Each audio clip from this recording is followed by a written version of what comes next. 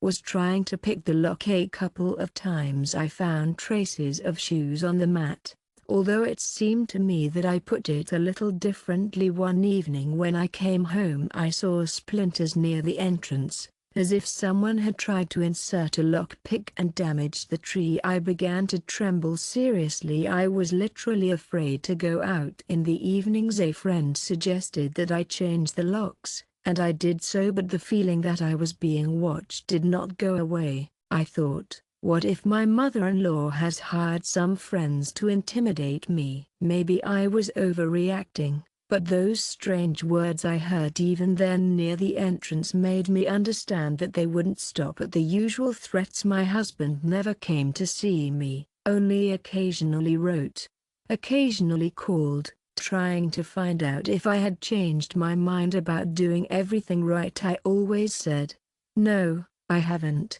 I felt that I was getting further away from him and the emptiness inside me grew. I missed the time when we were in love, a couple without any conflicts, but fate was leading me inexorably towards the war of inheritance and even against people I naively trusted. And then something happened. One evening, I came home and found a copy of a document on the table. Someone had put it through the crack of the front door. It was a statement with the signatures of some witnesses, who I didn't know. And there were also sentences accusing me of being in cahoots with doctors and paying them for false certificates. I was almost sick with indignation, so disgusting and dirty that I sat down. I couldn't believe that someone would do such a thing. But the handwriting on one of the notes apparently belonged to my husband, and I knew some of the characteristics of his letter.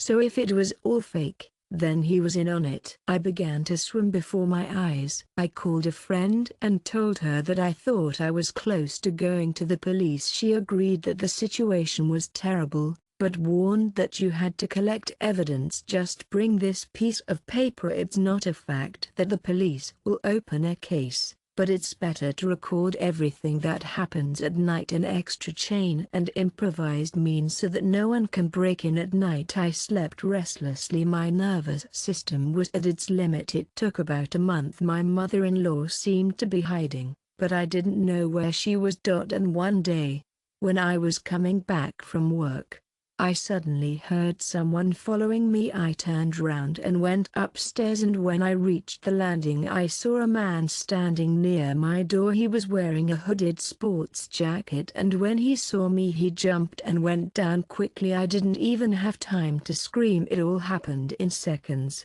but when I went to the door I saw that the lock was broken. Fortunately, everything was intact inside. But in my mind I felt that I had fallen into a kind of black hole from which I could not see the exit. I went out to the landing. I lay on the steps and cried bitterly. It seemed to me that the world had collapsed. My own mother died. My husband betrayed my mother-in-law and wants to destroy my life. But I can't give up everything.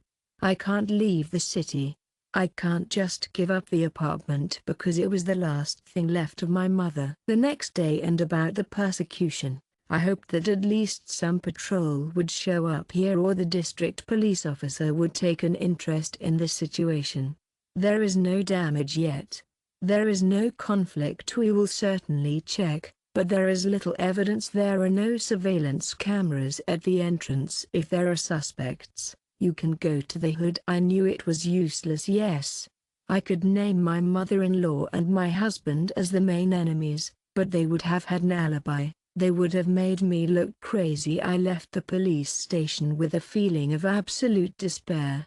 I left the police station with a feeling of absolute helplessness. I thought, what to do next? Will a lawyer be called? Maybe I can file a civil suit so that they do not approach me. But all this takes time, money, and does not give 100% protection from prosecution. A week later I found out that my husband still filed a lawsuit to challenge the will. I received a summons.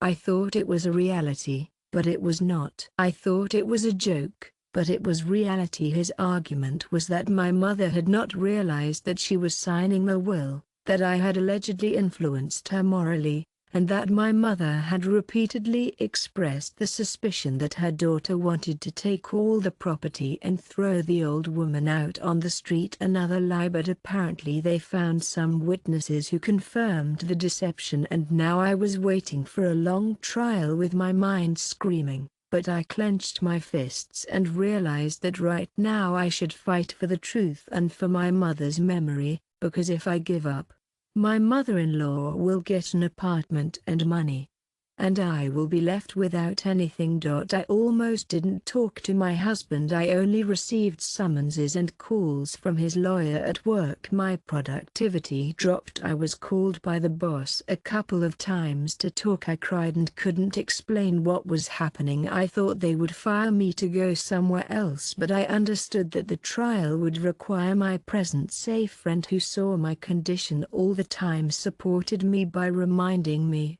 "Don't give up.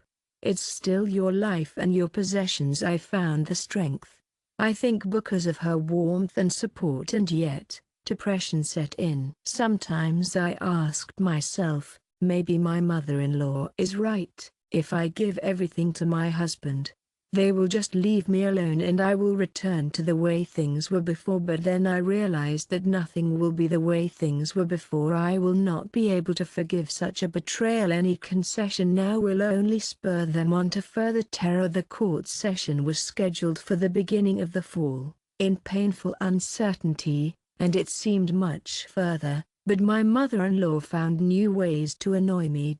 When I opened the door, she shouted loudly to the whole entrance that I was a fraud who had cheated my sick mother out of her inheritance. The neighbors, of course, began to whisper. I tried to speak. I tried to say, "Go away.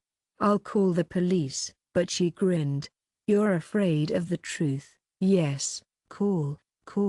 Let's see who the criminal is here." Then my mother-in-law and her support group would leave, continuing to howl something on the stairs. My nerves were on edge. One of these visits will escalate into a brawl or property damage. Gradually these screams turned into a regular practice. She would appear at my door and could stand there for hours, scolding me, cursing through the door, ringing the bell, throwing something on the mat. I tried not to go out, sat in the room with the curtains drawn, waiting for them to leave. A few times the neighbors tried to intervene, stop yelling, people arresting, but my mother-in-law snapped, "What do you know?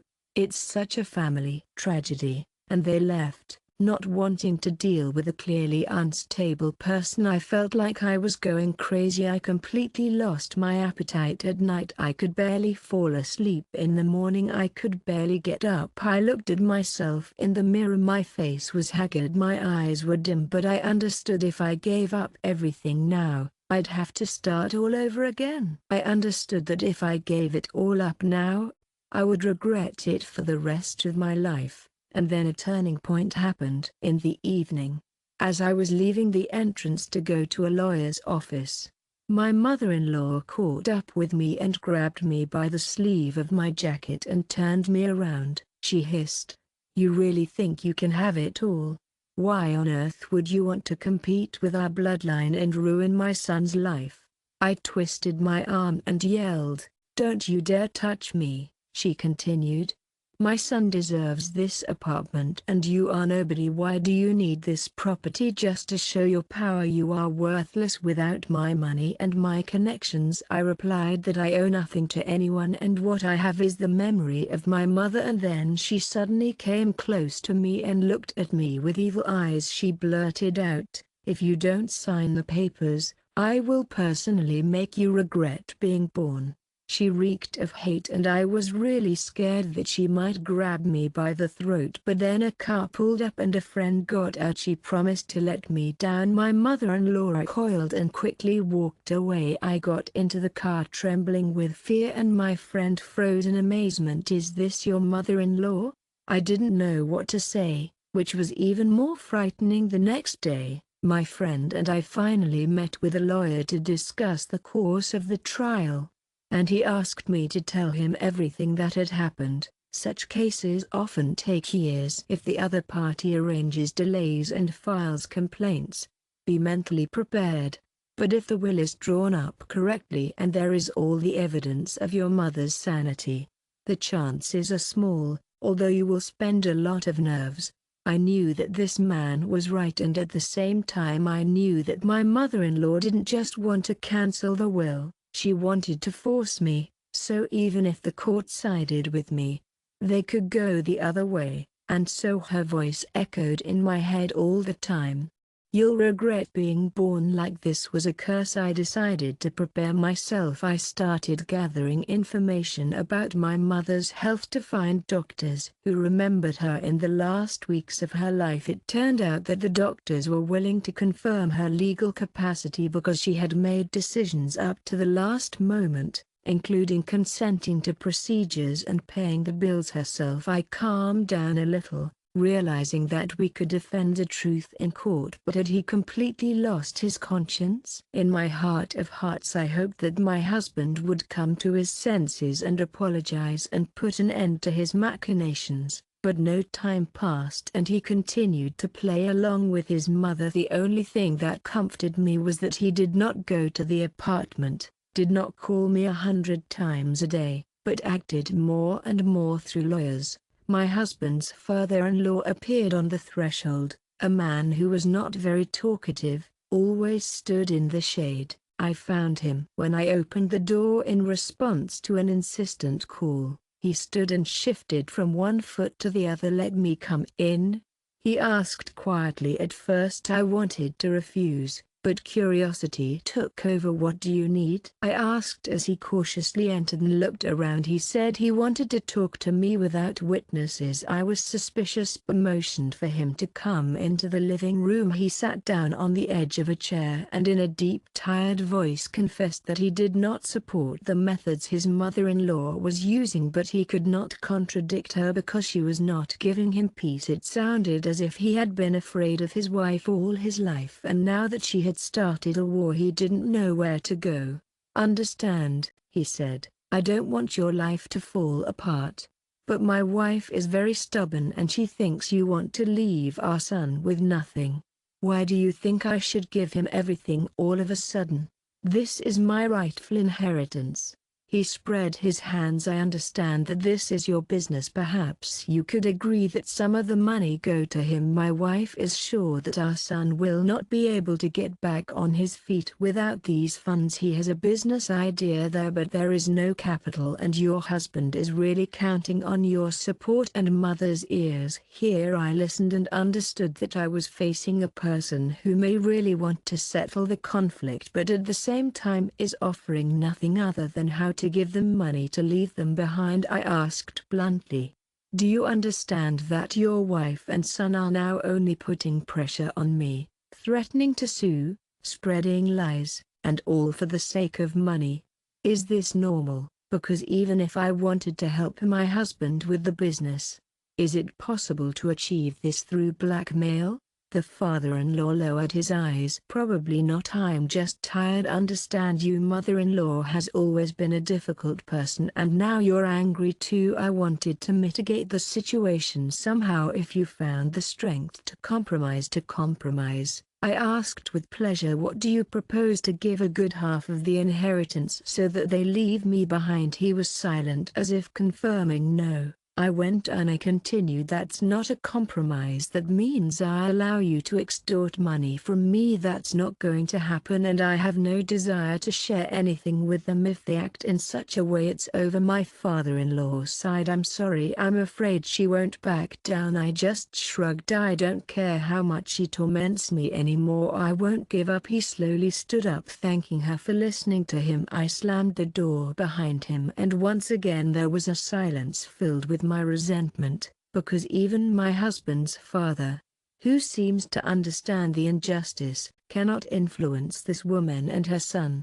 My mother-in-law sat on the other side of the courtroom. My mother-in-law glared at me. My husband tried not to look at me when the judge asked him a question. He answered very dryly, as if reading a prepared text. He said that he was afraid that the will had been drawn up in secret by all the relatives.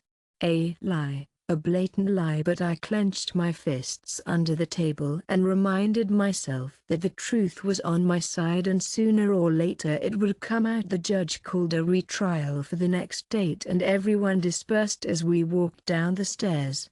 My mother-in-law whispered after me. "Are you going to regret starting this trial, dear?" Her voice was venomous.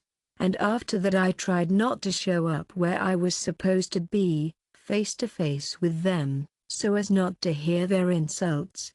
But you can't run away from fate.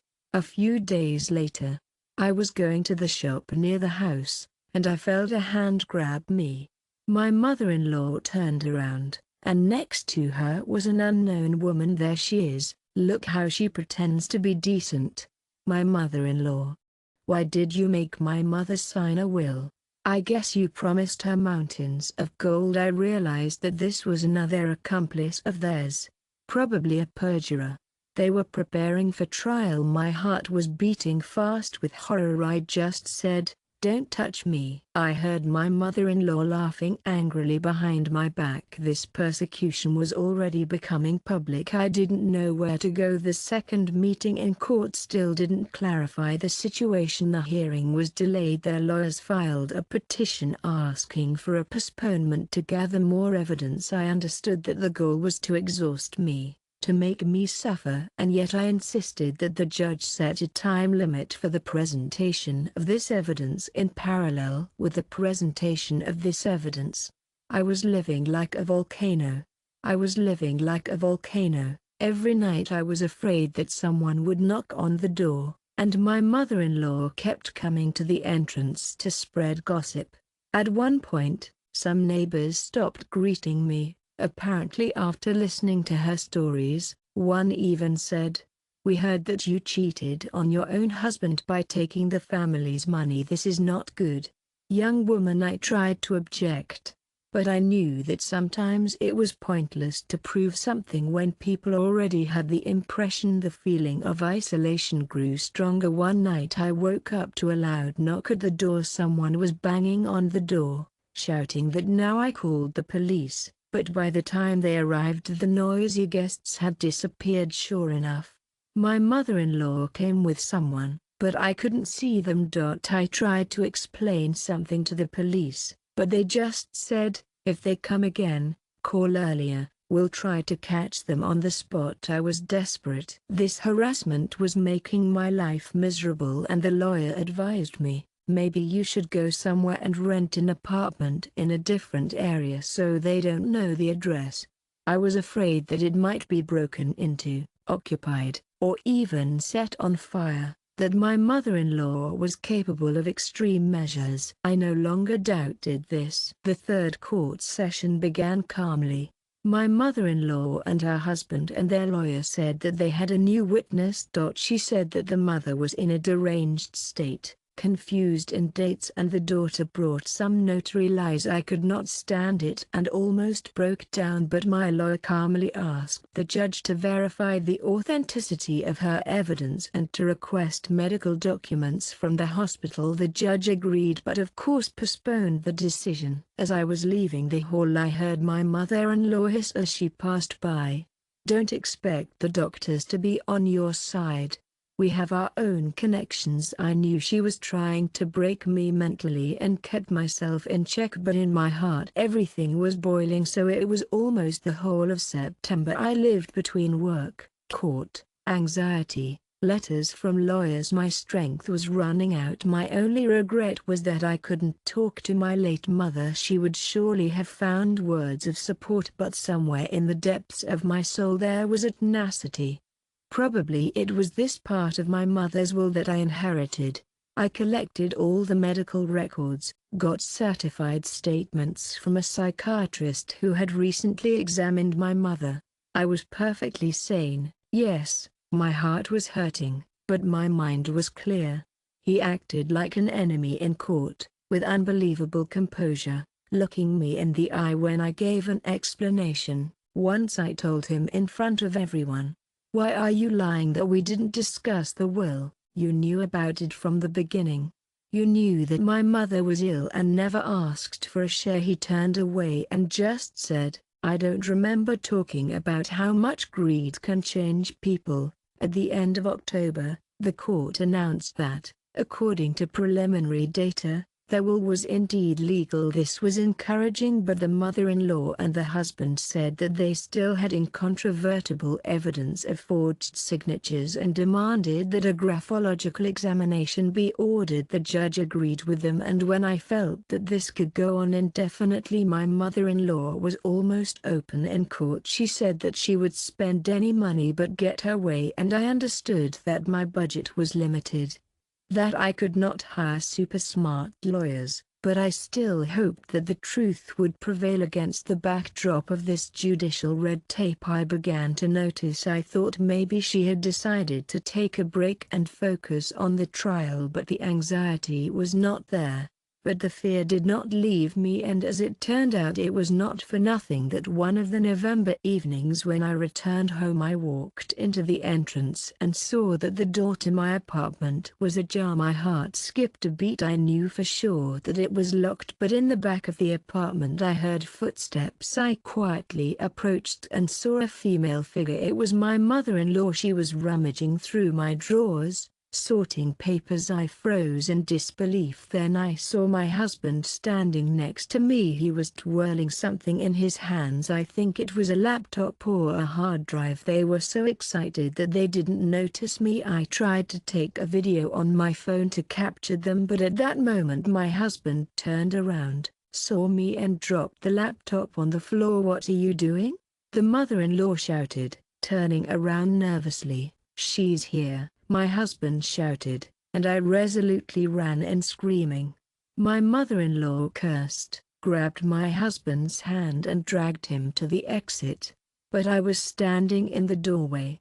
"You're not going anywhere." I was scared, but my adrenaline was pumping. I wanted to arrest her at the scene before the police arrived. "Don't you dare throw yourself at me, woman."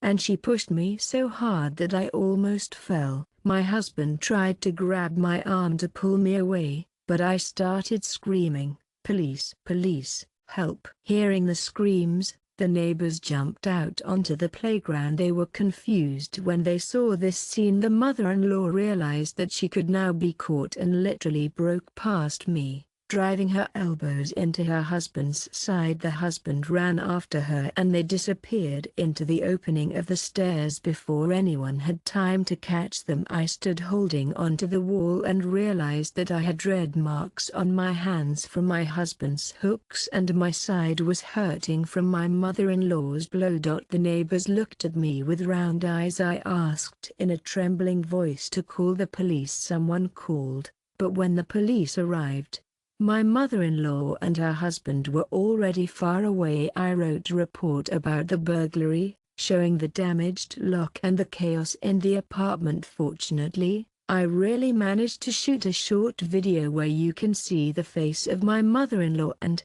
to some extent, my husband. I hoped that now they would not be able to get out so easily.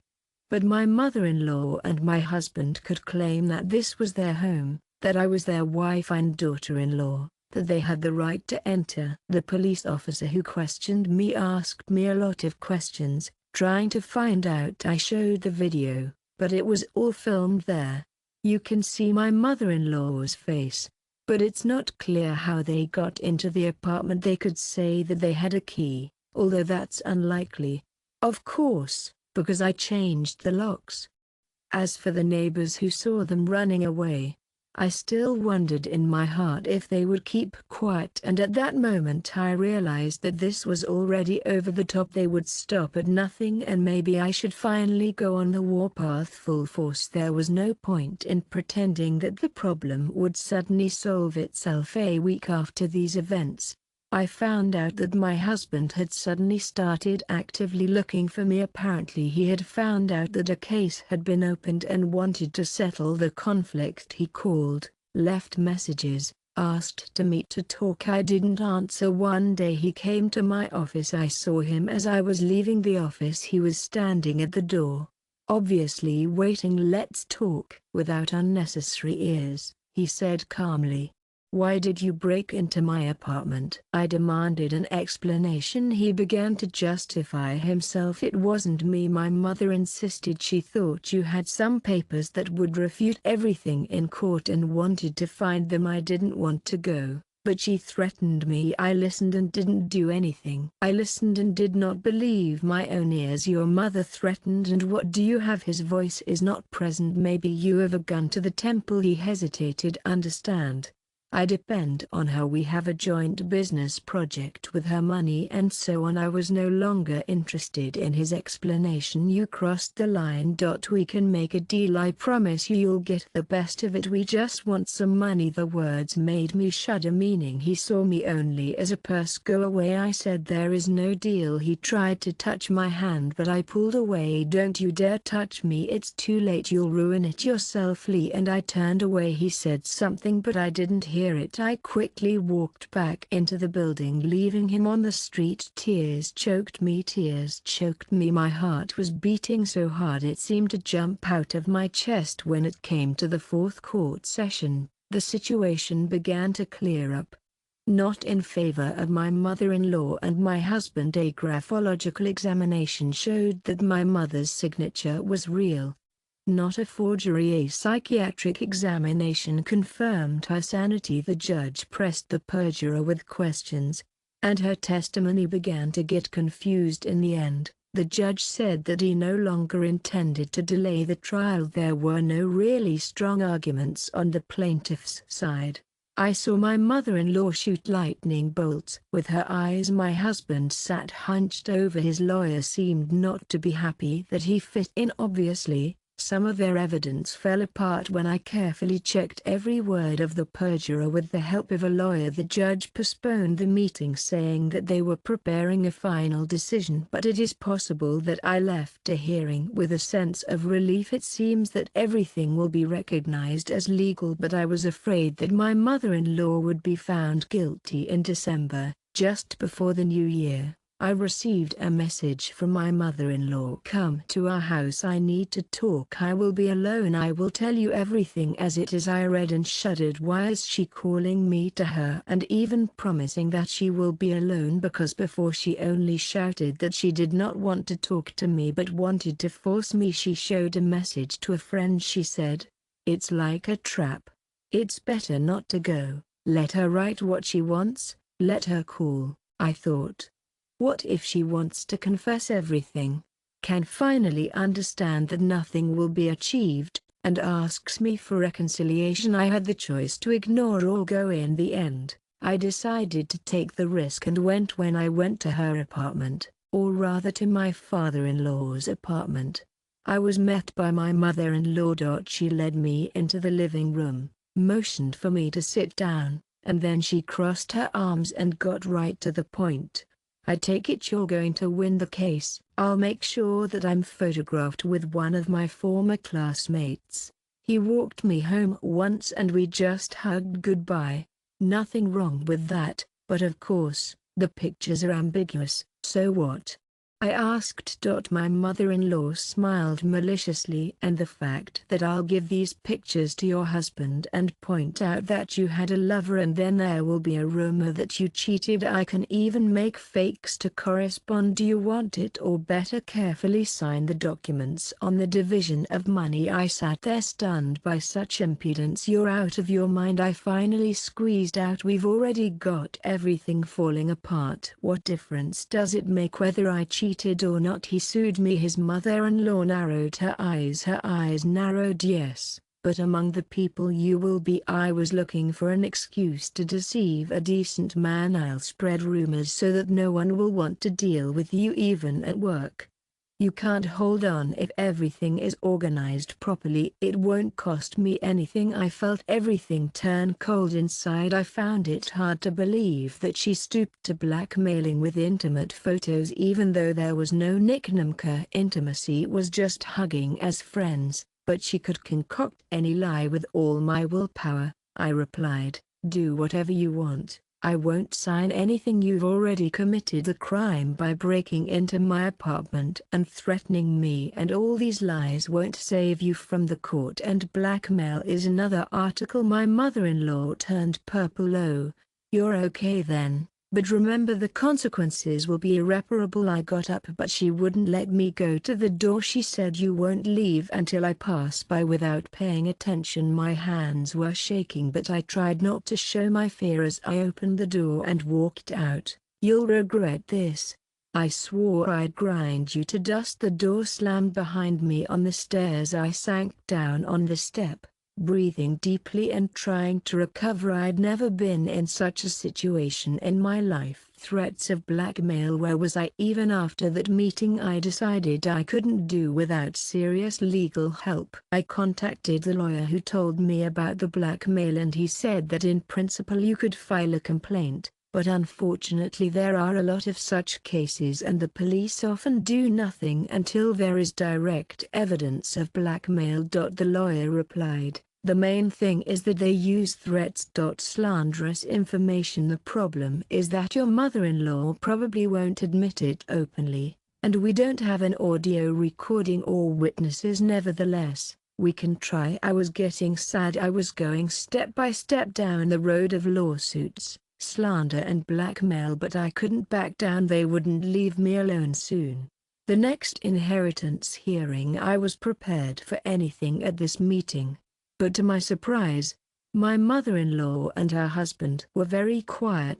They felt that the case was coming to an end, and not in their favor. The judge, after reviewing the results of expert examinations, the testimony of witnesses, including several doctors, said that he saw enough grounds to recognize the will as valid. He promised to announce the final decision at the next meeting, but without further delay I saw my mother-in-law clench her fists when the judge said that he was disappointed with the methods used by the party. Then the husband sat as if he had lost his mind, and then the mother-in-law stood up and spoke loudly with a challenge. "You are mistaken, Your Honor, we still have proof. My daughter-in-law is a liar. She hides her private life and cheated on my son. You are all coming soon. You will find out." The judge, displeased, reminded her that we are talking about the legal capacity of the testator and not the moral image of the daughter.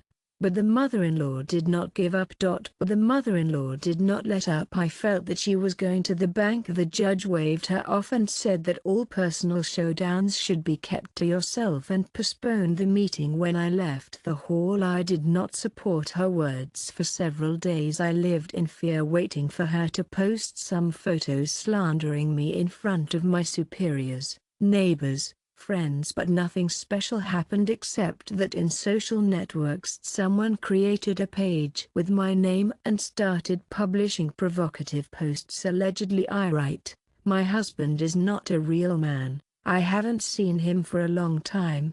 I love him," and other nonsense. Some friends asked me, "It was you who created a new account?" I denied everything, explained that they were trying to frame me.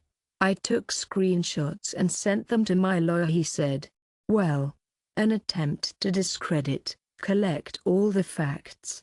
Maybe we will file a lawsuit for criminal liability for defamation at work." This story was almost not reflected because we have a small team where people are aware of my difficult situation and they treat me with understanding. Yes, they throw mud at me. But the main thing is that this period was approaching a crucial stage. The New Year holidays flew by in nervousness. I didn't know what to expect from my mother-in-law.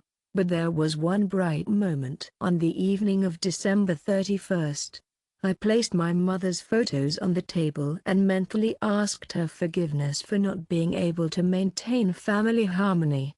"Mom, I will finish this case, I promise," and faced the new year alone, sobbing quietly. The first session in January was short. The judge announced that the decision would be made within a week. I exhaled so that they would not postpone it any further, and now the day of the announcement of the verdict came. The hall was half empty, but I noticed my mother-in-law and my husband sitting with stony faces. My lawyer was nearby, Squeezing my hand in support, the judge solemnly announced the decision to recognize my mother-in-law and my husband's death. I closed my eyes and mentally thanked God and my mother. My mother-in-law and my husband turned pale. There was an oppressive silence in the hall. The judge explained that they still had the right to appeal if they wanted to. I walked out of the courthouse for the first time in many months. I felt that I could still live, that all was not lost, but my euphoria was short-lived. My mother-in-law was waiting for me on the way out. She caught up with me,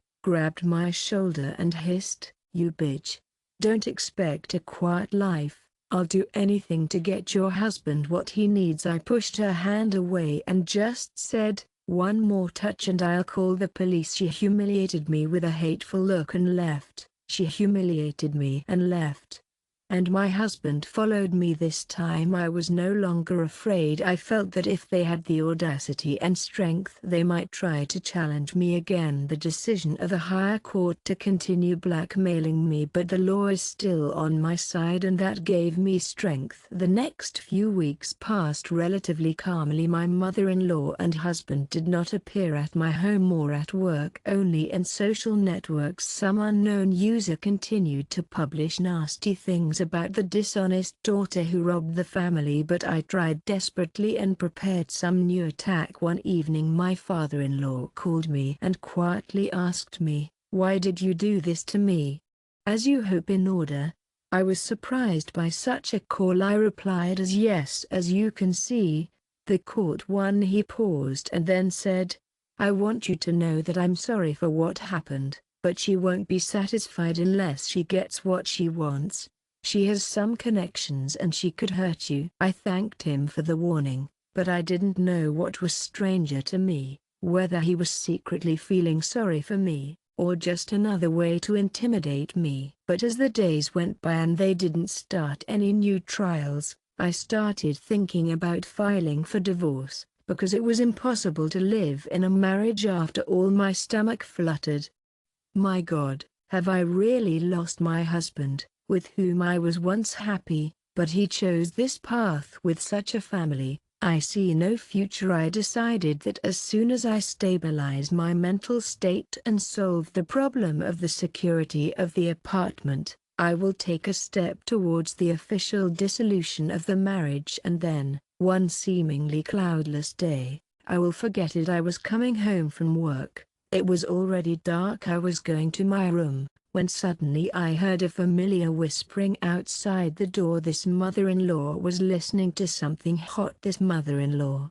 I tried to explain to my husband. I could make out a few sentences. She wouldn't suspect anything. "Let's hurry while no one came out." I shuddered. Apparently they had come to my house again, maybe to break in or wait in the entrance. I froze. I didn't know what to do, but curiosity and fear mixed in me. I took a step. I listened again. My mother-in-law said, "We must find those documents. We have to find those documents. She won't keep them under lock and key. Maybe we'll find something that can be used in an appeal." I realized they want to break into my apartment. They're already looking for some kind of leverage. My heart was beating so loudly I was afraid they would hear it. Then I heard my husband's voice. "Mum, let's go. It's no use." "We said we lost the case." "Shut up," she hissed. "You want to go back to poverty. We don't have the money for your business, it's clear, and her inheritance is a chance. I won't let a girl disgrace us, and it would be better if you forced her to submit and you stand like a rag." I shuddered. What disgusting words about me, as if I were not her daughter-in-law, her son's wife. I went to call the police, but the thought was still in my head. And suddenly it turns out that if we catch them on the spot, then the police will certainly not be able to hide anything. However, at that moment a neighbor came out of the apartment's shooting galleries opposite. Hearing the footsteps, my mother-in-law and husband apparently realized that they would be exposed and rushed down the stairs. I saw only silhouettes and heard hurried steps. I didn't have time to grab anyone. I didn't call the police for fear that they had already escaped. And then I remembered the conversation I had heard, and a thought flashed through my mind. That's how they do it. I went to my apartment. locked myself in, and stood leaning against the door for a long time, feeling my heart pounding. It was about a week after this incident. Neither my mother-in-law nor my husband showed up. Didn't call. My friend encouraged me. Maybe they finally realized they were powerless and moved on to something else, but I was nervous. The lawyer said if they know, so either they cooked or they refused. And then one evening, when I returned home for the first time in months, I found myself crying. I walked up to my floor, put the key in the lock, and was about to unlock the door when I suddenly heard a muffled voice coming from behind my neighbor's door. Yes, I understood. The most important thing is that we push her. She will give up. She will not go anywhere. Let her know that it is not necessary to contact us. I broke out in a cold sweat. It was my mother-in-law, but on the phone I could not hear her. In any case, I realized that this nightmare was not over. It seemed to me that if my mother-in-law could not get the money through the court, she was looking for other ways. Maybe she was looking for a way to get the money. Maybe she would bribe the neighbors to put pressure on me. Maybe she would organize some random theft or arson. Then I couldn't do it. All that night, trying to fall asleep, fantasizing about the possible scenarios of her new attack. When a friend found out about it, she offered me to move in with her temporarily or even leave town, but I stubbornly refused, believing that to retreat was to admit her superiority. And I understood that according to the law, the truth is on my side, and if they commit crimes, something happened that was the last straw. One evening, when I had calmed down a bit and was walking in the nearest park, a man in a hood jumped up and started shouting at me, "Tell your mother-in-law not to count on winning. You'll get what you deserve." And he pushed me. I fell and hit my knee on the curb. It happened so fast that I didn't have time to see the assailant's face. He immediately disappeared. There weren't many people around. Someone shouted, "What happened?" 2 passers-by ran over and helped me up. I was in shock, and then I thought, someone is threatening me, and at the same time saying that I will tell my mother-in-law about it.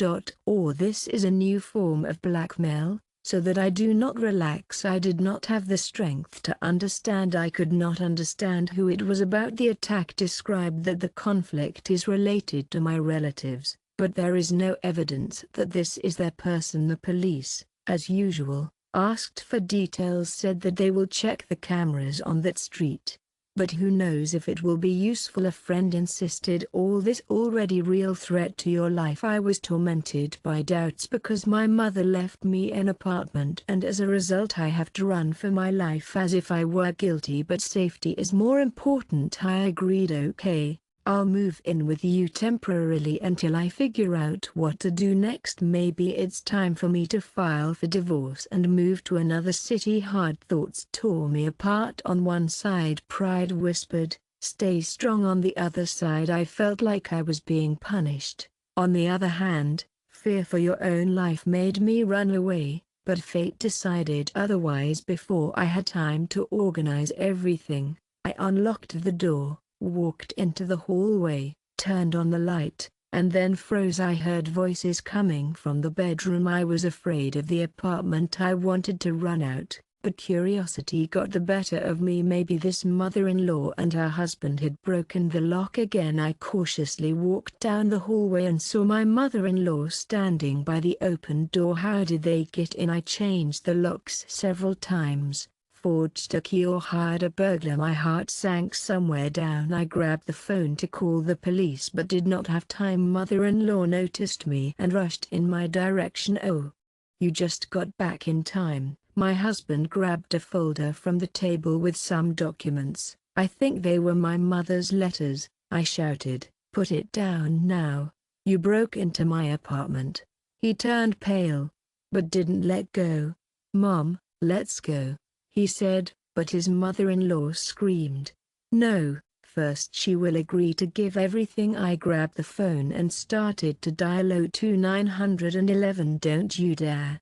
My mother-in-law screamed, and with a jerk she knocked the phone out of my hands. It fell to the floor. I tried to pick it up, but my mother-in-law pushed me. I flew to the wall. My husband looked at everything in silence with a certain horror in his eyes. At that moment the door to the apartment opened. Apparently she had come to see why I was taking so long. When she saw what was happening, she screamed, "The police are on their way!" Although she did not have time to call, but cunningly decided to scare her mother-in-law. Blinked, hesitated. I took advantage of this and bent down for the phone. "Let's go," pulled. Her husband would hurry up, and they rushed to the exit, pushing her friend aside. The friend shouted, "Stop!"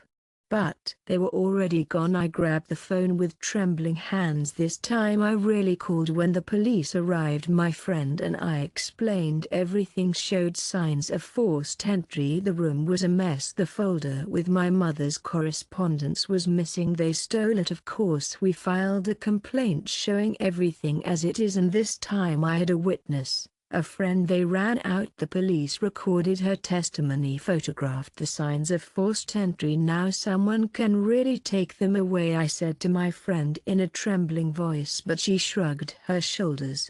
I said to my friend in a trembling voice, but she shrugged her shoulders skeptically. I hope one way or another. That evening I left the apartment with a friend, taking only the most essential things. I no longer had any doubt that these people are crazy, and I decided to stay with a friend until I could get my mother-in-law charged for trespassing. And after a while, when I was already temporarily staying with a friend, my father-in-law suddenly called. "Meba, give me a few minutes. I want you to listen to me." I didn't want to, but curiosity got the better of me again. "Say," I said coldly, "just for a moment." And suddenly he began to tell me quickly that he had been planning to leave his mother-in-law for a long time because she controls everything, always yelling and keeping his son under her thumb. But now he himself is afraid because she has become quite inappropriate lately, threatening that if he goes over to my side or somehow helps me,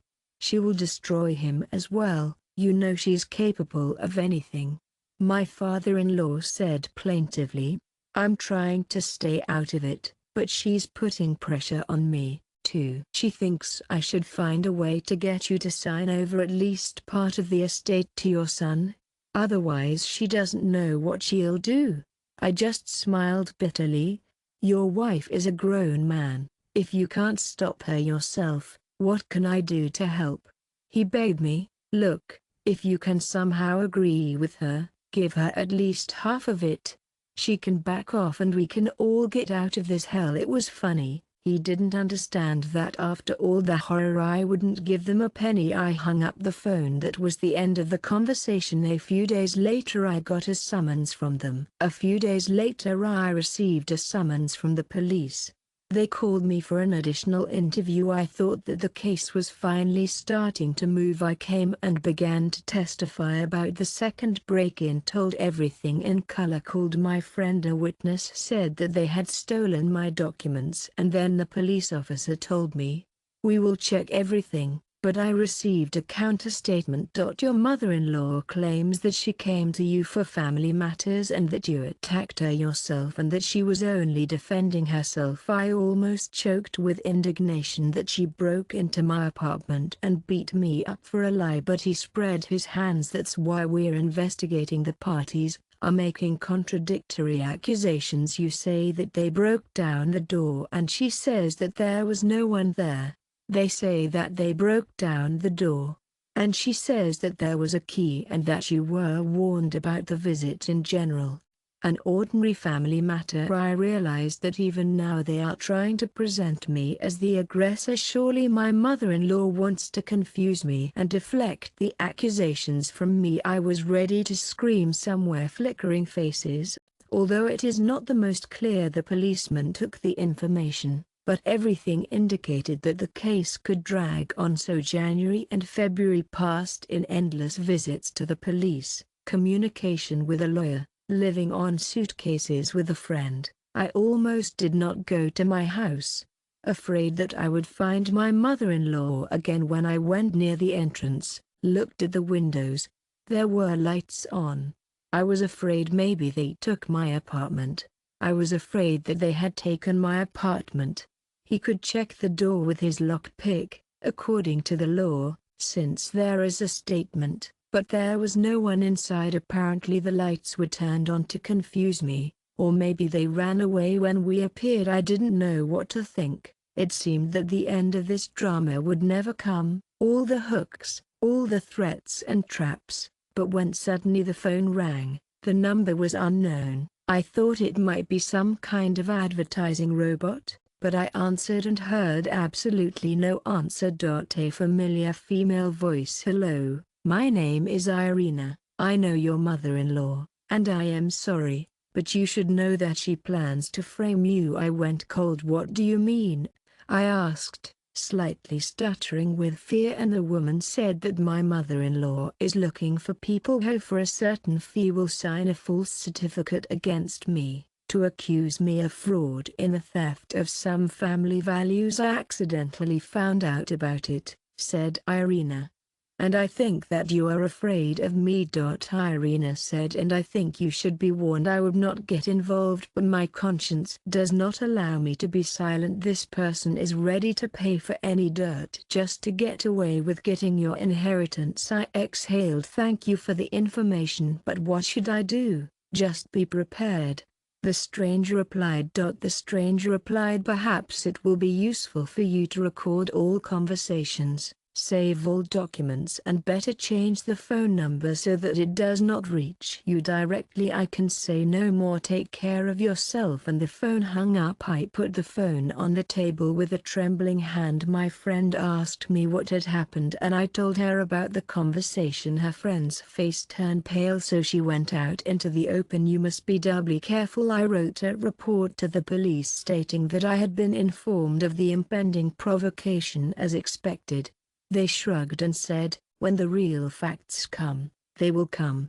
And my heart was heavy. I understood that my mother-in-law would not give up until she had completed her work. I understood that my mother-in-law would not give up until she had finished her work, and I was no longer surprised by the enormity of her plans. A few more weeks went by. I lived with a friend. I went to see a psychologist to cope with the insane stress while I had to earn money somehow. I worked, pretending that everything was all right, although inside I felt empty. It seemed to have turned into a continuous nightmare. But one day, when I came home late from work, a friend was busy and couldn't pick me up. I decided to take a taxi home to get some things. I had 2 sets of keys. I changed the locks. I thought if they were there I would call the police. I opened the door. Silence, darkness. I went in. I turned on the light. Everything is quiet. I quickly went to the bedroom. I took some clothes and some documents, and then my eyes fell on a box in the corner of the room that was turned upside down. I thought it was strange. I left it in a different position. I went and looked inside. There were documents for the apartment, copies of my mother's will, photo book. Everything seems to be in place, but in some kind of mess.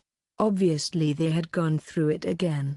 I was shaken by the thought that someone had recently broken into my house again, and I realized that this was no longer possible.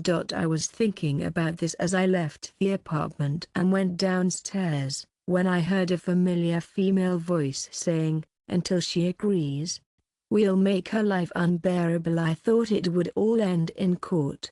Ha!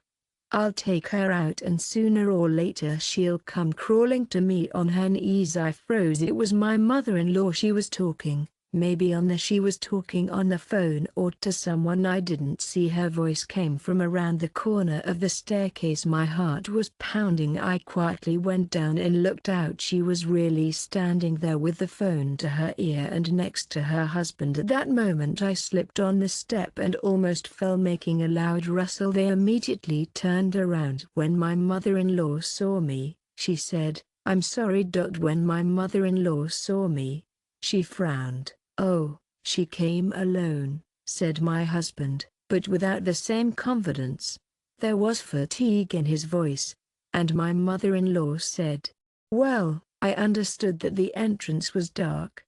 There were no people around, and they seemed ready for anything. But then I heard the door of one of the neighbors open upstairs and my mother-in-law, realizing that witnesses might appear, grabbed my husband by the hand and dragged him downstairs. They quickly disappeared. The next week they disappeared from the horizon, and suddenly I found out that my mother-in-law and my husband were trying to appeal the decision of the inheritance court, but they didn't have enough arguments and money for lawyers. It looked like they were in a difficult financial situation, so I decided, well, even though it's unlikely that they'll succeed because all the tests have already been passed, but I couldn't relax completely. And then one day my lawyer called me and said, "Your mother-in-law has been arrested. It looks like she tried to commit some kind of fraud. I don't know the details, but she probably tried to buy forged documents about your case. Now she's being investigated for involvement in forgery." I dropped my phone in surprise. So it was a turn of events. My mother-in-law seems to have been unsuccessful.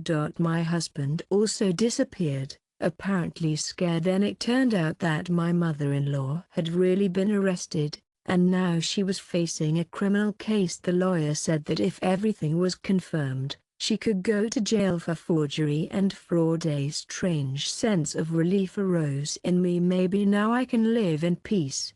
But still my sole law enforcement agencies were involved. I testified about all the break-ins and harassment. I told them I was afraid for my own safety. The police seemed to take my words more seriously when I saw that my mother-in-law was really connected with the attempts to make materials. I was told. I was quietly glad that the truth was coming out. My husband was apparently also being interrogated, but his status remained unclear whether he was an accomplice or a witness. In the end, everything turned out to be a loud scandal. My mother-in-law was found to have forged certificates that were supposed to prove my mother's incapacity. It turned out that she had been doing this for a long time, hoping to turn the situation around in her favor. Now that the police had found evidence, her husband also threatened to put her in jail, but the family empire was crumbling before my eyes. I suddenly felt that all this harassment was coming to an end. Did I feel any remorse? No. They chose these dirty methods themselves. And then one day I was sitting in my apartment, still deciding to go back there, putting a new iron on. The alarm door felt calmer, when suddenly the doorbell rang. I looked through the peephole. My husband was standing there. I didn't open it for a long time, but he said softly, "Please talk to me.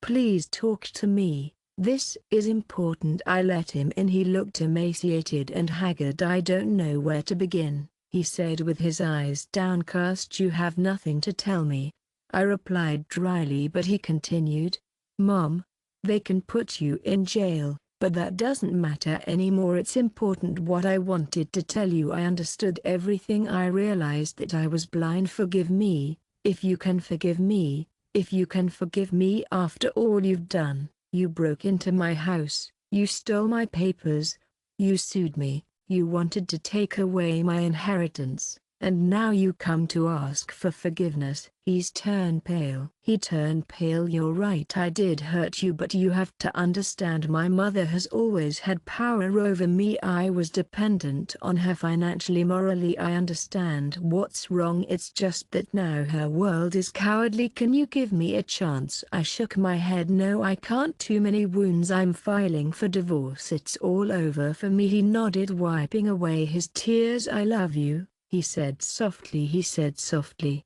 I suddenly felt a piercing pain, because once I loved him too, but now there's a gulf between us and no words can heal my wounds. This conversation ended, he left, and a heavy silence hung in my apartment. Probably in the depths of my soul I understood that we could have lived happily once, if my mother-in-law had not interfered, if he had shown independence. But unfortunately, everything happened as it happened. My mother-in-law was under investigation. Her future was being decided. Her husband practically did not resist the divorce, only tried to talk several times.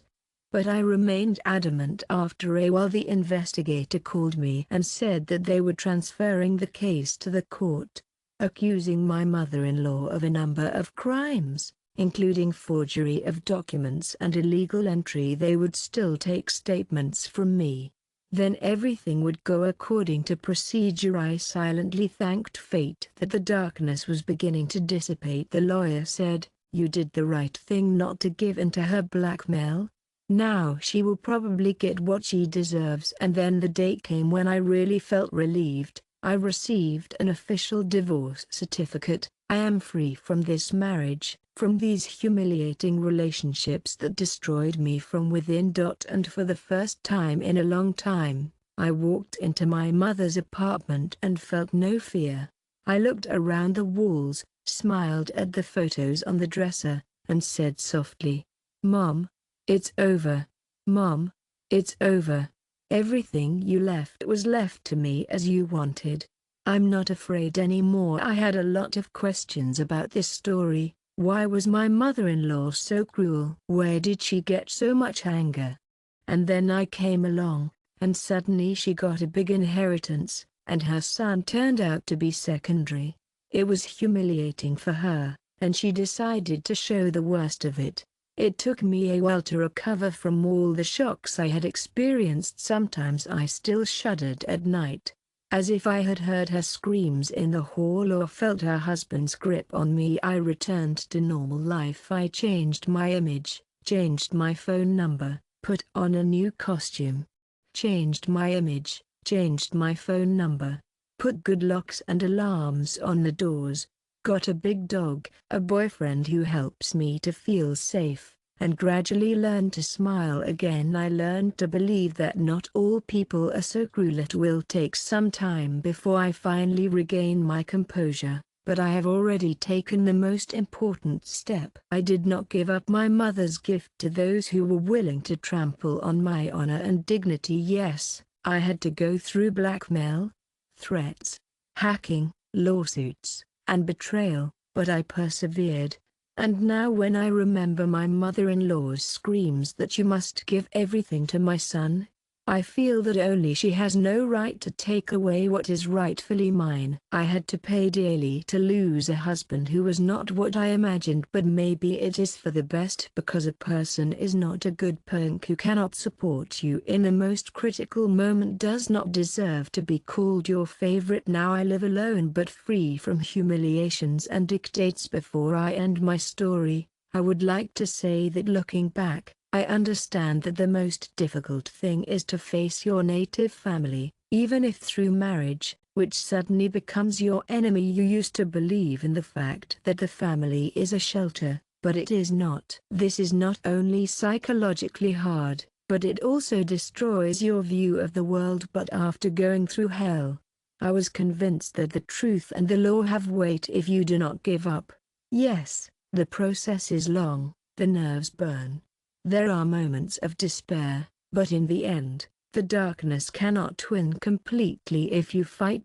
In the end, the most important point I made was probably the moment when I signed the divorce papers. I realized that it is no longer connected with these people. My mother-in-law is awaiting trial for her crimes, and no one is stopping me from disposing of my mother's inheritance. Finally, I can renovate the apartment, put it in order so that it becomes my cozy nest. And if he decides that he can reappear in my life and swing the rights, now I know how to defend myself. Now I know that you cannot be pushed around and let your husband build his life somehow differently without me. My life is my right, and I will defend it to the end. What did I hear then? When I caught them talking just outside the entrance to the apartment. Since then, I sometimes remember that image. Mother-in-law Shebsides convinced my husband that I owed them everything, that they would do anything to make me obey. She told him that I was an enemy. She told him that they would be better off without me, that it was worth it to get me out of the way, as if I were not a wife but an obstacle, that to please such people you cannot give in, because if you give in once, You will give in forever. This decision almost led me to the abyss, but also pulled me, as it turned out, to win. What I'm leading all this probably to the fact that no, if there is truth behind it and the memory of those closest to me, I do not know what awaits me next. Perhaps fate will prepare some more tests, but I have learned to say firmly no and not give up what is rightfully mine. No one will be able to make me run away from my own principles again. I sacrificed my relationship with my husband. After what he did, you can't get your trust back, and I believe that somewhere ahead of me there is a new life waiting for me. Maybe one day I will meet someone who will respect me and my memory of my parents. I don't know. But I know one thing for sure. What my mother left me will remain mine, and no mother-in-law. No, and no mother-in-law. No, I have this last connection to a loved one, and this is where my story ends, not without pain, not without loss, but with the knowledge that good can stand in the battle against evil, even when evil is your closest family friend. I've already experienced shock, fear, tears. Now it's time to live and not look back. And yes, if I remember all the desperate threats of my mother-in-law, you will give it to her. But I'm not afraid of anything, because it wasn't me who shook her. It was she herself who was completely buried in the consequences of her actions. So who else wants to scream, "You must give everything to my son. Let him know that this number will not work again"? And in the last few minutes that we saw each other, I told her directly, "Your time is up." And she slammed the door. Now forever.